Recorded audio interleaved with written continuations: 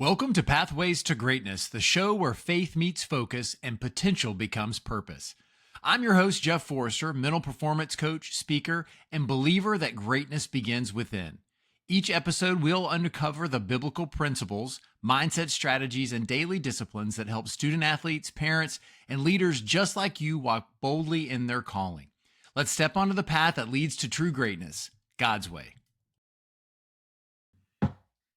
Hey, welcome back to Pathways to Greatness podcast. I'm your host, Jeff Forrester. Let me get this microphone right near my face so you can actually hear me. Well, welcome to the episode today. And the guest for the show is Tamika Newman. And we were connected, as we talk about, through Chip Baker. And as soon as I told her that I saw that she was affiliated with Chip and he had her on his show, and that she had a book about volleyball, I had to have her on, and I knew she would be fantastic, and she did not disappoint. So get your pen and your paper ready to take down notes, because Tamika shares a lot of really, really good one-liners that will help you whether you're an athlete or not. And as you know, is when I have people on that are athlete specific, student athlete specific, all of these things can translate over into your regular life. And so through the conversation that she and I have, I try to bring that into light. So whether you apply the things that she talks about to work or to parenting or to whatever that you're encountering, these things are important. So through all that, I just hope that you enjoy this. There's several lines that I want to make sure that you hold on to, but the main one that I want you to really put down and listen for is you can't ruin what God planned for you. So let that sink in. So ladies and gentlemen, Tamika Newman. Well, I'm very excited to welcome Tamika Newman to the show. And like so many of my guests, Tamika, I find on Instagram and usually through other people. And so this one was made by Chip Baker. And so I saw he had you on his show, which Chip is an amazing man. And then as soon as I saw that you had a volleyball in the picture, I was like, okay, I have to reach out. So thank you for coming to the show. Thank you. And yes, we've been connected by a really awesome guy. So I know that I'm in good company. Thank you for having me. Oh, no problem. Well, Tamika, before I know this happened so fast, you probably haven't had a chance to check out any episodes. But before I start, I always like to play a fun game called Would You Rather. You ready? All right, let's do it.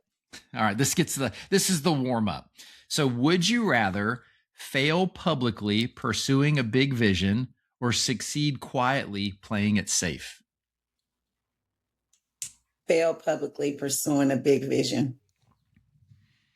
Do you feel like you've always had that vision of not being afraid to fail?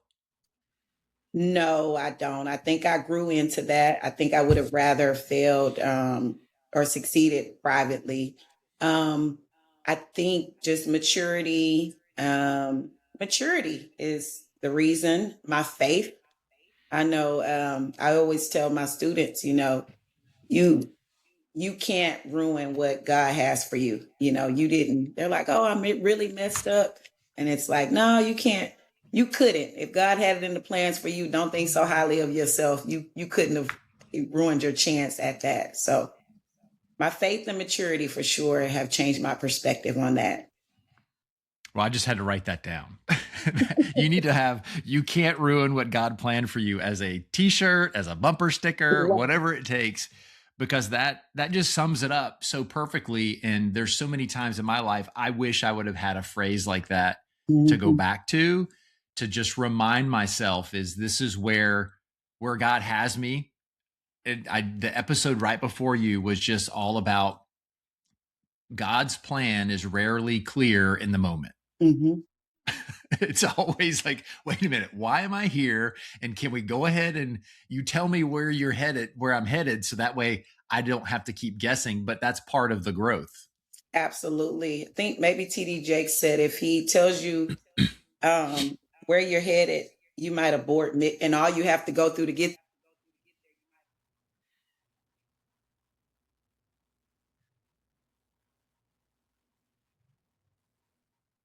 Oh, good. Thank you. Yeah. And it just came so clear just because of some of the things that we talked about prior to recording is that just it hit me because you just don't in the moment you're just saying, why me? Why is this happening? I just don't understand what's going on. And there's so many times that happen in my life, not just once, but a lot of times that I just sit there and go, I just don't know. I really don't know. Right. But time is such a blessing to be able to look back and then you see all the things God was doing along the way. You're like, okay, I Mhm. get it now. Yeah, exactly. I Okay. totally agree. All right, perfect. So here's the next one. These are all there's a theme to this, so you'll probably pick up on the theme. So would you rather have a fear of failure or fear of wasted potential? Fear of wasted potential Why in so? in myself and others. It's just so frustrating to watch um, myself stand in my own way and other people be in their own way when you realize that they just need to, or even in myself that I need to make a decision to change my perspective or my discipline or my work ethic when something is so close and I just can't make the necessary changes to do it or to elevate to that level, probably be the ultimate disappointment for me So and how certainly in young people. yes. And what I wanted to find out is because I know that what you said will help so many people. And I'm curious, how have you helped yourself and others like overcome that hurdle of I know I'm built for more, but there's just I got to get over this to get there. Adopting a no excuses mindset. Mm. Um, I talk a lot about no excuses. And the fact of the matter is, for me and many other people, there are legitimate reasons why I shouldn't be able to do some of the things that I've done and go some of the places I've gone and achieve some of the things I've done. So excuses will be there, opportunities won't, and so I just try to have a no excuse mentality that no thing and no person is the reason I can't do this. And what it does, because I probably am a control freak, is that it puts me in the driver's seat of my life. And being in the passenger seat just doesn't feel great for me. It's very uncomfortable when I believe that, or I adopt the idea that something or somebody is preventing me from doing what I'm supposed to be doing. And so I just try to have no excuses when I wake up, and it's hard sometimes. And so I've adopted that. I have a 10-year-old. I'm trying to instill that in, and then obviously all the girls that I work with. That's wonderful. And again, if you need a phrase, it's adopting a no excuse mindset is great. But then the other part that you shared that I want to key the audience into is excuses will be there, opportunities won't. So if you feel yourself or you hear yourself making an excuse, because if you listen to yourself, you probably will pick up on that. Remind yourself that you can create a million excuses, but the opportunities will pass you by. Oh, absolutely. That's So wonderful. Okay. time So the next one, would you rather feel called or qualified? called. And again, I've matured and grown to that answer because there's some things I've been qualified to do, but the burnout, the stress, the just some of the how the how that role or that thing affected me, I feel like maybe I wasn't called. And so I just have tried to lean into what am I called to do though? I know that I can do this, I know that I can do that, but what am I called to do? And I think that believing you're called to do it certainly helps with resilience when things get challenging. Oh, for sure. Yep. Because there's that why behind it. Oh yeah, it helps. The why is very clear if Yep. you've been Okay. called to do Now, this last one may be the most difficult and it can be controversial depending on who you ask is would you rather have pizza or tacos? it. Oh my God, pizza. But it's really both, but I'll go with pizza. Do you have a like a favorite topping, favorite go-to order of pizza? This is very greedy, but all the meats. Oh, there you go. Anything that you think is just should never belong on pizza. Oh, I've seen some things. I hadn't gotten into the pineapple thing. Okay. That's Yeah. usually the one people go they're either for it or against it. Most people aren't kind of like, I can take it or leave it. But Yeah, warm cooked fruit. I think I have an issue with it. Like I love peach cobbler, but I'd rather the crust and the little gel. Same with apple pie. The crust is my favorite. Just the little of the cooked apple is fine. So maybe the cooked fruit thing gets me. okay, a texture thing. Yes, it might be a texture thing. Okay, got it. All right. My wife's that way, so I hear you. I get it. And I love peach cobbler, and of course the top is the best. I Ooh, like yeah. the pie crust, not the doughy biscuity top. There you go. I like the flakier the better. Well, Tamika, I started Pathways to Greatness now 3+ years ago, and I started it with the idea of bringing people on like you to share your wisdom, share the things that you've gone through to help you overcome certain things and other people to achieve greatness. And nobody's had a linear line, a straight line from point A to point B in their journey for greatness. And everybody's had a slightly different definition of greatness. And ultimately, I just don't want people to quit. I want them to be resilient. I want them to fight through those moments that are just really difficult and challenging. So with all that being said, what would you say your definition of greatness is? Wow. My definition of greatness would be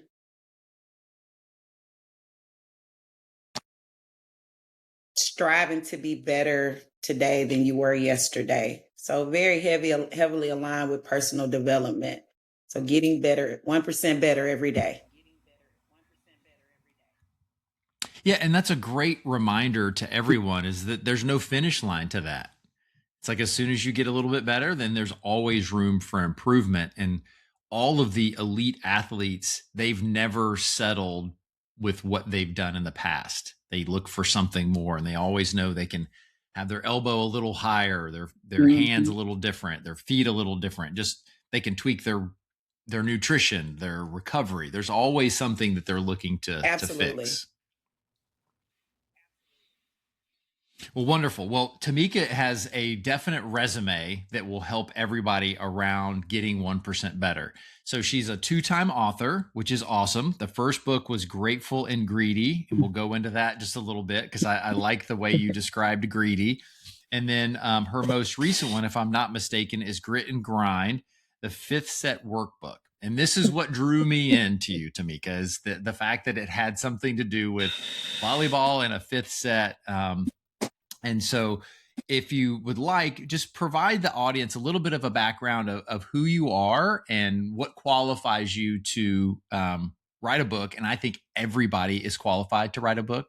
So I always want to encourage people. So, Yeah, so I am a Houstonian, born into a big family, raised by my grandparents. I have 5 siblings, so 4 brothers and 1 sister, 5 by my mom.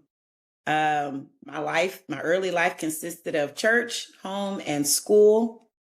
Um, really appreciative of my grandparents. They did a great job with us. They ran a tight ship, gave us an incredible foundation. Picked up sports with the invention of the WNBA. I am a WNBA baby, and we're home to the Houston Comets. We won the first 4 titles. It was basketball madness here for women, so I picked up a basketball and decided that I wanted to be a basketball player. Discovered volleyball a little later after the 2000 Olympics, and was drawn into sports just by these women look strong, powerful, athletic. I didn't see that in my particular community and set out to be at the time, just wanted to be a really good athlete. Eventually learned you could do this in college. So that became my North Star. I wanted to be a athlete in college. I wanted to get a scholarship. Um, Grew up just a little bit outside of the city of Houston, in a working class community. My high school was on a drought from winning on the girls' side, so was able to transform that program into just give them success by the time I was a junior and senior. Had a goal of going to college, wasn't able to afford travel, basketball, or volleyball. A guy that worked at NASA Space Center here in Houston, had a small AAU team, saw me playing somewhere and allowed me to play 2 summers with him. And so through that, and my high school coach working hard to get me somewhere, I ended up attending Prairie View A&M, and it is halfway between Houston and Texas A&M. It's a part of the Texas A&M system. It's a historically Black college and university that celebrates 150 years this year, by the way. But I got an opportunity, and I'm still amazed by it. I had a very audacious goal of playing 2 sports in college. Not only did I know nobody who did it, like I said, I didn't even play travel volleyball, but I got a chance to go there and play both basketball and volleyball. Only did basketball 2 years, did volleyball 4. End up having probably as best a career you could have, going to a very small, poor Division I. Left there a conference champion, a conference player of the year. Eventually was entered into the School Hall of Fame as an individual, as well as my team for the year we won the championship. And I went to graduate school. So my goal also was to be the next Pam Oliver. Pam Oliver was a sideline reporter for football. Along with my dream of playing sports, I became aware of this sideline reporter role and thought that was super cool. I wanted to dress up and be down there on the field with the action. So I went to school for communications. Didn't get a chance to do a ton of internships because I was playing sports. And so I think I was right in the middle of the recession. I graduated in 2008. And so decided to go to graduate school, was a basketball graduate assistant, was pursuing my MBA, and was a special assistant to the athletic director, who was my former athletic director at Prairie View. So I was in Texas Southern, in Houston, around the corner from University of Houston. So in the action, so had a great experience there, but discovered that I wanted to coach. My high school best friend, her dad called me and said, "Hey, we opened this charter school, and I think you would be great to coach these girls." Coaching is not on my radar at this point. I think I transitioned to athletic administration, but my school didn't offer that, so I was getting business administration. And it was I went home and back to my old neighborhood a couple of days a week and coached as just an off-campus coach, a stipend coach, and fell in love with coaching. So by the time I graduated with my MBA, I was interested in being a coach and a teacher. I was about 2 years into coaching club volleyball, 2 years into coaching at the charter school. So got my teacher certification, started at a small town outside of Houston by the name of Crosby, Texas, really popular for crawfish. And got an inkling that I wanted to be a head coach, very audacious again. And started interviewing, became a high school head coach. And I was a high school head coach for 10 years, public school. Took a break and went back to be an assistant volleyball coach at Prairie View with my teammate. We had some very quick success there, almost won the conference. Won the regular season and lost in the championship in the final. And that's when I created, I left high school volleyball incredibly frustrated for a few reasons. I thought the professional development was inadequate. I thought the clinics, when you went to them, the drills, I thought the least of what I needed was drills when it came to managing young people and managing a staff. So although I was grateful for the opportunity, I know that I went in very unprepared, but I was ambitious. I worked hard. I had a very high volleyball IQ that I brought over from playing and took it very serious, increasing that IQ so I could help others. But managing star athletes, disgruntled parents, and admin was a challenge. So I'd won a ton, but I was burnt out very quickly. And so I started Grit and Grind Athletics when I left high school sports. And the first thing I offered was low income volleyball camps. I was going to go into places with low resources and do their team camps before the season. And it was very successful because my network, I already knew the coaches. I priced it way lower than the club programs and the college programs who did it. And I did a good job. I did better than what I promised. And so I started with that. And then COVID hit. And I had taken the college job and I realized college freshmen mentally could not make the leap to the college level. We had got like an amazing class to come in, but they were not able to manage the ups and downs of the season, college life, being alone. And then I remembered my challenges with the mental game. I was at um, very good high schools. I've coached some pretty elite kids who went on to play on the women's national team, and now even one is a pro. And their mental, they were playing more volleyball than any generation before them. But mentally, there were games they just wouldn't show up in. They couldn't recover from bad performances. So with all that information, I said, I need to create a curriculum surrounding the mental aspects of the game. Something that I thought I was doing a great job at as a coach, but just realized you don't have the time, you don't always have the language to do so. So I created a curriculum. I piloted with the college team. It went over very well with the girls. In addition to that, I started to develop coaches' professional development. And my slogan was kind of, you don't need another drill. You don't need another drill. And so it was just on Zoom. There was a curriculum, there was homework, reflections, all the things. And I did it in 12-week cohorts. So I think I ended up doing about 3 cohorts. Then the world opened back up and I took both of those things on the road. I took the coaches' professional development into the school districts. Again, used that network I already had. And then I added mental skills to the team camps.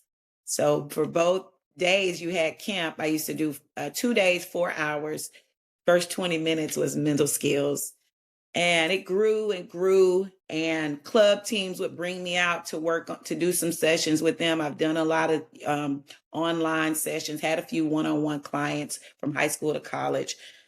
And so here recently, my daughter's 10. So she played her first season of club volleyball. And I got back in the coaching club. I did about 12 years of club before I stopped coaching club. So I'm back in there, back in the game, coaching her, developing her.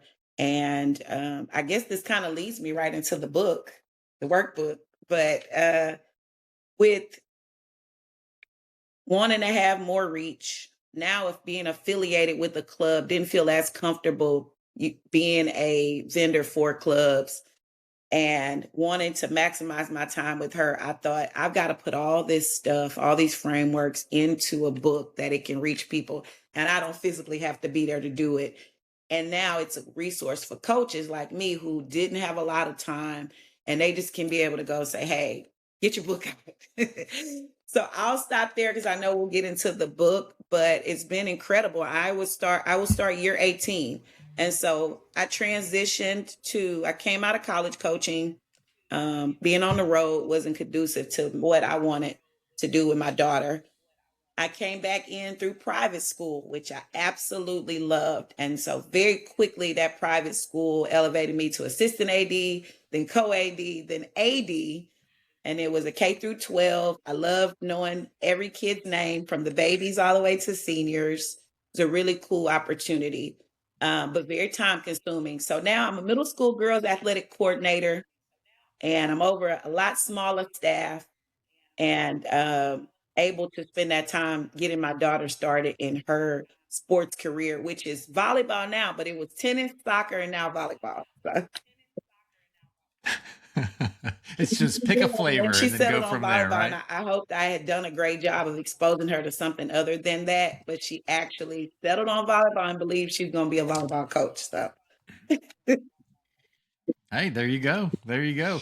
Well, Tamika, thank you for sharing all that, because there's so much there that I know everybody can relate to. Is your path, like we said at the very beginning, it goes every which way. I mean, and you just allowed the good Lord to lead you where he wanted you, and then you bloomed where you were planted. And what's really powerful is that whether you felt prepared to coach the mental side, the fact that you were thinking about it means that you were light years ahead of your peers in the coaching world. Is they've heard it, because I do mental performance coaching, and to get people to buy into that is really hard. It's really, really difficult. And you'll ask them, say, well, if you had to say on a scale of 1 to 10, or if you had to give percentages, what percentage would you say sports is mental versus physical? Oh, it's 90% mental and 10% physical. Well, how much time do you spend on the mental side? Usually it's 0. Maybe, hey, I'm going to give you a quote today and a rah-rah speech and off you go. But there's so many other things that involved. And you even went back to it. It's the reset. If there's a critical skill that we can all use, not only as an athlete, but as a human, is how do you reset when something really great happens? Because you got to be prepared for the next play. Or when something really bad happens, you got to be prepared for the next play. And how do you turn that off? And it's really difficult unless you're taught the skill of how to navigate through that. And so I applaud you for identifying that it's not just more X and O's, because again, in this world, we're always about the tactics. Give me an X and O, give me a drill to do. And what's my worksheet, Tamika, that I can do to get me through the day, versus what do I really need to develop? Why am I always going to this piece of paper that I can't consistently do? How do I do the things that I need to? So I really appreciate you taking the nudge from the Holy Spirit to write this book, to get this out, to create a legacy for everybody, because you're right. You can't scale you. You only have so much time, and you want to devote it to your daughter, which is fantastic. So when you look at the workbook, what would you say are some of those critical things, whether you're an athlete or not, that you want to highlight about grit and grind? The first would probably be setting goals. Setting goals are important. When we talk about asking somebody to move on from a mistake, move on to what? I think goals keep us looking forward to something. It kind of keeps you in line. I find that when people have goals, they're able to reset quickly. So setting goals, managing mistakes, owning your performance, how you view your performance, how you sort of analyze how you've done is super important. In order to get better, it's important that it's honest. It's important that it's specific. So those are some things that I think are really important, and those make up the 5 sets, which would be chapters in another book, in the workbook. So managing mistakes, that I know that would help me. So I would love for you to dive in a little bit further, because I always like to have something actionable that the audience can take. And we all make mistakes. Nobody's perfect. There's only been one person perfect. And he's not here anymore right now. So help people understand the best way to maybe identify and then manage their mistakes. Well, the first thing is to own it. And that's big with young people. I sit right there for a minute and we talk about what it looks like when you're not owning it. And that's pointing fingers, right? So own it so you can move forward, which requires you to then have no excuse, right? So you need to own it. Then you need to consider your next best action. And for me, I teach my players to have two things come with the next best action. It is your body language is important. Have positive body language, which is important in team sports, especially girl sports. And then you need to be able to think about your next skill. And so there's a part in here, it's actually my favorite, and it's called Fixing Your Own Car. And it's one of the early exercises. And I list the fundamental skills, the fundamental checklist for all 5 volleyball skills in my own language. And there's an exercise for players to list it in their own language. So if a player can go ahead and do this for all 5 skills, All right. They know what they're supposed to be doing. Even if they aren't doing each of those steps well yet, they know what they're supposed to be doing. So they know what to work toward. But when you start making mistakes in the game, you need to be able to fix your own car. You need to go and say, hey, man, my elbow was low on that. Or I was a second too late. Or I was early. Or my hand is closed. It's not open. Whatever the things, right? I'm blocking. I'm not pressed over. I'm passing. I swung. Or I got my platform together too late. And so that's increasing their IQ, but giving them the tools to fix their own car. For major things that are wrong, you can't fix them until you get to practice. That's why you need to move on anyway. We can't really fix this here, not the major part of it. But there's a few things that you have to be able to fix in real time as a player. Again, putting you in the driver's seat of your development. So I forgot where I was going with that, but I need to go back to, okay, so mistake management. We are at next best action. So your body language, and also say what's important now. Your body language is important. And now, what do I do next? Well, if I'm a hitter and I just hit the ball in the net, point to the other team, they're going to serve. My team's in serve receive. My next skill is passing. I need to be working on my passing checklist. Stay with the server's hand, early platform, right? Call it early platform, whatever your language is. And if I'm doing all of these things, then there's no time to say, Ashley, you suck. You're terrible. You're horrible. You're playing.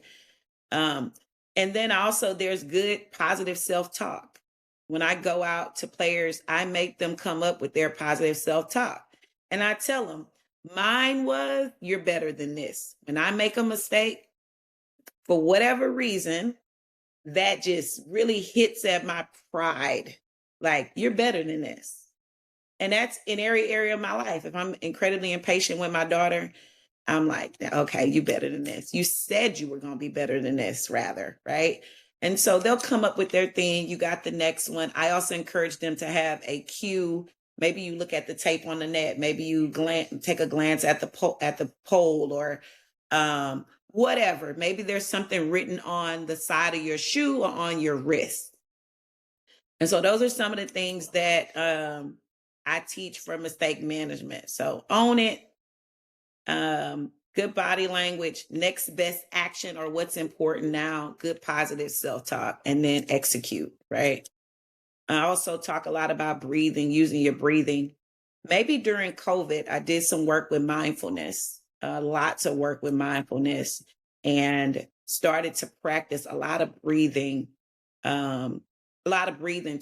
Introduced that to my players. I introduced that to my daughter, things like 16 seconds to calm, or box breathing, some of those things.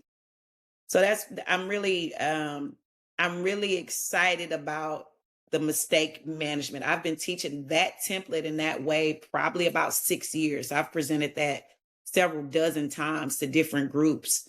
And I can see a fire light up in girls' eyes that, number one, titling it mistake management tells you mistakes are going to happen. And now I'm telling you, here's how you manage it. So they leave feeling very empowered. I had a client, I went over and did their camp, and they still have it stapled in their locker room, mistake management, because that's probably the biggest thing we see. And you're sitting in the volleyball gym for hours. You can just see a kid crumbling under the pressure of the mistakes that they've made, not able to move on. Oh yeah, you feel it. It's like if you've ever felt like an oppressive vibe, I don't know whatever word, is to watch a team that you can just see that one mistake leads to two mistakes. You see their face, and then they get so overwhelmed, and that's where it gets frustrating when you see that happen, and where the coach has an opportunity to either call a timeout or to have a substitute come in to allow that person to decompress. And so those are those critical things that some people just don't do. I have a rule. I tell players at the end of the year, I will not take you out immediately when you make a mistake. I won't even bring you out when you make two. But when I see that you yourself are not going to make the choice to move past it, now I have to bring you out because now it's detrimental to the team. So I'm really giving them an opportunity and the freedom to just play hard, have good intentions. You're going to make mistakes. But if I look and you're starting to, crumble under the pressure, then you have to come out because, again, body language is premium on our team. Now you're bringing everybody else down. They're begging you to pick it up. They're pleading with you, telling you, listen, you're fine. And you are literally not moving on. So now we're dealing with something else. So I kind of put it on them. At that point, you're getting to be a little selfish because we've told you that your mistake is fine. And you're not losing the set for us. There are other opportunities we could have capitalized on. So it is I'm holding them super accountable, but I'm giving them an out for sure. Which is permission. You have to have permission to be able to fail. There's 2 episodes that I'll have to just send them to you. That's with Coach Jeff Hubner from Palm Beach Atlantic volleyball. He's amazing. And couple things that he shared is, one, people don't make mistakes on purpose. If you're, and he, again, since you're in the volleyball world as well, he's like, if somebody passes the ball and it goes out of bounds, they didn't do that on purpose. Their intention was to go back over the net. So why treat them like they did it on purpose, which most coaches do. So that creates the fear of, I can't make a mistake. The other thing is, he's like, most of the time when people make a mistake, it's not because they got it 100% wrong. It's because they got it probably 7% wrong. Like you said, it was just one little thing that if they correct, and he said, as coaches, we start from ground zero again versus looking for what is that 7%, 10% error that needs to be corrected. And what he's done is he's created an atmosphere and an environment that failure is okay. And we're going to correct the areas that need to be corrected, not start over from zero again. And so it allows that athlete to try a little bit and know that, okay, like you said, is I can manage the mistake. What do I need to do next? What was that one little thing? It wasn't that. And what I see it as is it prevents an athlete from saying, I'm terrible. I'm awful at volleyball. I can't, because we all go to extremes. You make one little mistake, you're like, well, I just can't serve the ball. I love that you said that. Well, there's 2 things I preach. When someone says, I can't do this, you can't do it yet. So there's yet. And then the second thing, when I talk about in the last set, is owning your performance. And I've got, there's a reflection.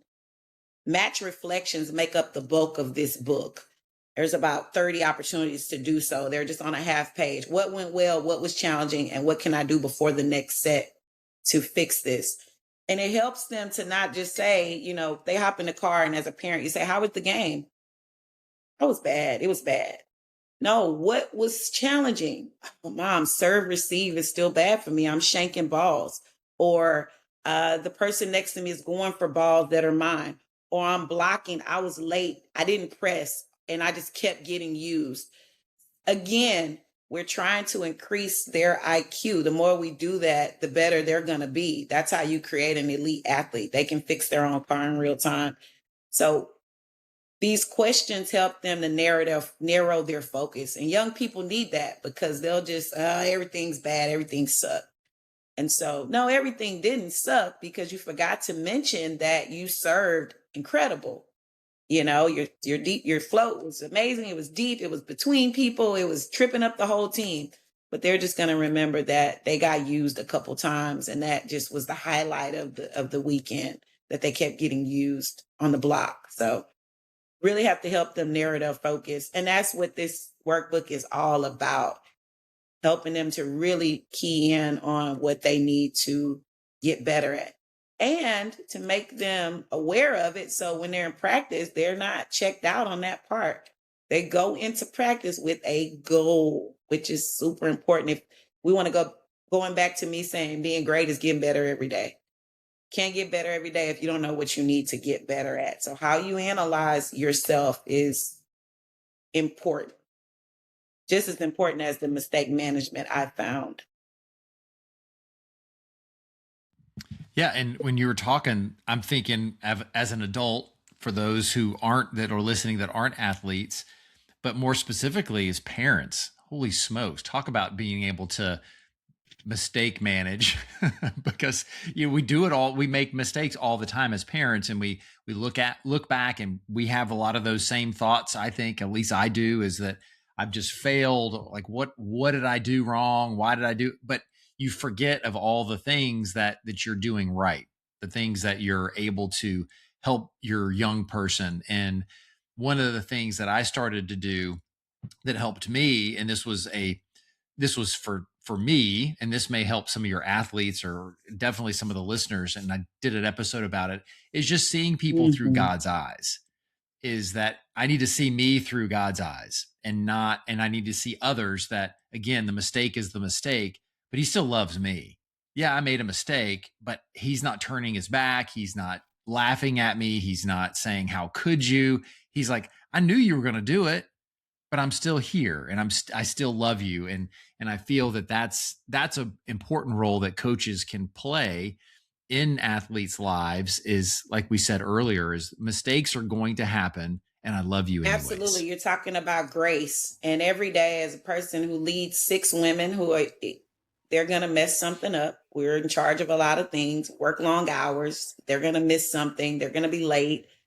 And about 200 middle school girls, every morning, my challenge is to have grace and to extend grace. And sometimes it's so hard because it's like, I really needed you to do that correctly, because now I've got to go talk to my boss about this. So grace is important. And then I adopt this mindset because I prided myself on paying attention to the details and being consistently tough. And I really hung my hat on it. And then I realized that always finding what athletes were doing wrong, being able to be fast and identify that a lot, very quickly, ruins chemistry with them. And so what was going to be more important to their success and to what they thought about their experience with me was that it was hard, it was tough, but we could maintain some level of chemistry. And so I always tell coaches, try to find the good. Anybody could find the bad, but can you find the good? So now when I want my team to rise up, they're not playing at the level, they're not practicing at the level, I highlight the people who are. I love your tempo in the warm-up, Ashley. I love your tempo, Sarah. I love your tempo, Keisha. Like, I love how intense you are in the warm-up. I love that you're talking on every play like I asked you guys to do. So trying to highlight the good has been a shift for me. And I've been encouraging coaches to do that, because I was a stickler for get your elbow up, when I could have just said, highlight the person who's got their elbow up. And now the athlete's motivated to be like their peer. But if I make it about me and you trying to please me, it almost never works. But if it's about meeting the standard that your peer is meeting right now, then you'll do it. So There's such power in giving someone self-confidence and pride, in the sense that they're doing something right, because they may feel like a failure, that everything's going wrong. And like you said, is that when you hear of the correction, people trying to correct things in the game, that's like, I'm not a golfer, but they use that as an example, is you don't correct your golf swing on the course. You need to go to the driving range to do that, because you start thinking of, like, again, in a serve or a hit, your elbow's low. So now you're thinking about your elbow, and you're missing everything else that you're supposed to do. And then you go, well, wait a minute, now my elbow's down. Then he just told me that my hands, I'm not snapping my wrist, and I'm not doing this. Now you're like, okay, I'm thinking of all these things. And then you may step on a line because you're so worried about everything else that's going on. It just all collapses. And how many times do we not do that in life? How many times do we not say, you know what, Jeff, I'm doing a good job. I said hello to people, and I put a smile on their face. Yeah, I may feel like that I'm not doing A, B, and C well, but there are things that I'm doing well, which just makes my shoulders go back. I stand up a little taller. Certainly and off helps I go. with resilience. It really does, especially when life starts lifing. It's like you got to find the good. I think a good practice is just kind of a gratitude practice daily, just taking a second to think about the things that you are grateful for. versus focusing on, oh man, I messed this up yesterday. I got to fix this today. I've got to deal with this person today. I also talk a lot about, and it's a chapter in my first book, Grateful and Greedy, and it's expect to win.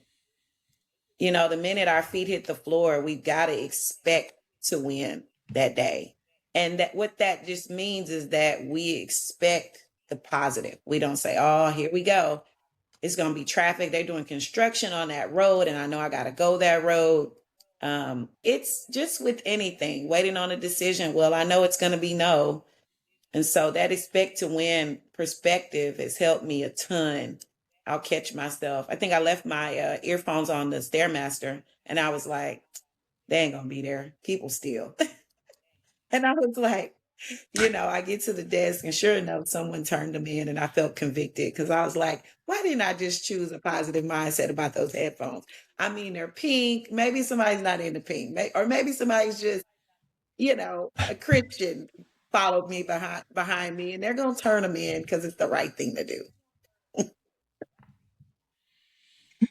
Yeah, and then it makes them feel good because then they did something that was right as well.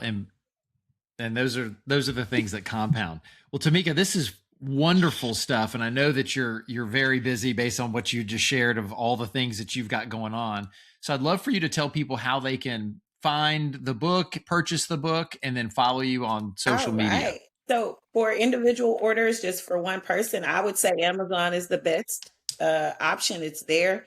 For team orders, I would definitely go through me. I can get you those in bulk and at a much better price.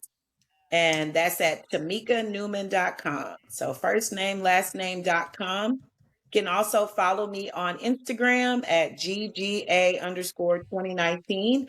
And on X, it's easy. It's at Coach No Excuses. I like it. That's awesome. I'm surprised that was available. When it was that's Twitter. Great. That's great. That's great. Well, I'll have all of this stuff in the show notes. Tamika, I know that I gained a tremendous amount of benefit from this. As you could tell, I was asking for certain things because I needed certain things to help me through. So I'm grateful. I encourage everybody, whether you're into volleyball or not, please go on Amazon or reach out to Tamika and get Grit and Grind, the 5th set workbook. And I just appreciate you very, very much. I appreciate you. As soon as I started listening, I'm like, Chip, I owe you a coffee for this. This is going to be incredible. Podcast fanatic. So I've hit follow and added you. I usually do it during my cardio. So I'll be listening in, and thank you so much for having me. Awesome. Thank you. Well, hang tight just for a second, but ladies and gentlemen, Tamika Newman.